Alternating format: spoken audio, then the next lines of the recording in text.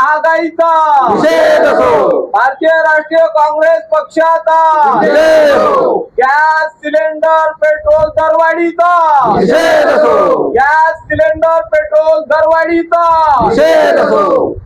या सरकारचा करायचा या सरकारचे करायचे काय? खाली मुंड वरत पाय, या सरकारचे करायचे काय? खाली मुंड वरत पाय.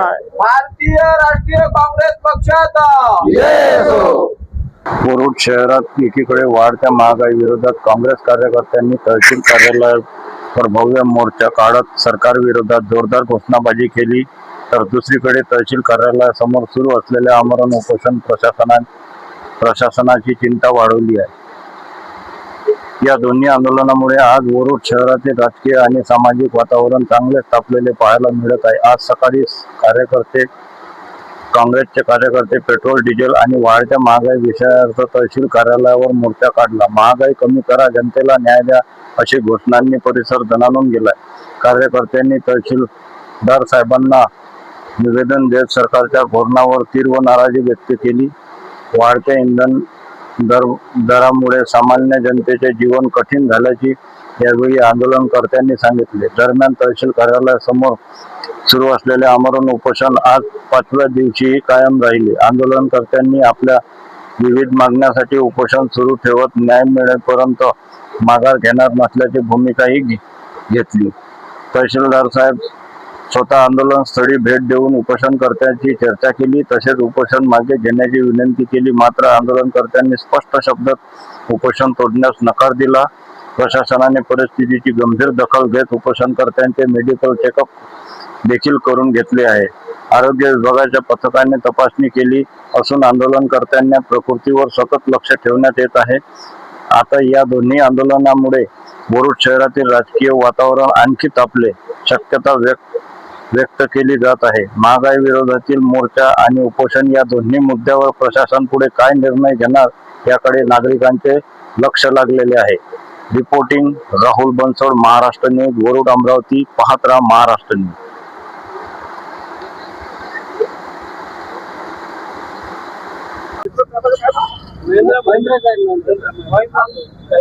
आणि एक सायकल चालू करते आहे.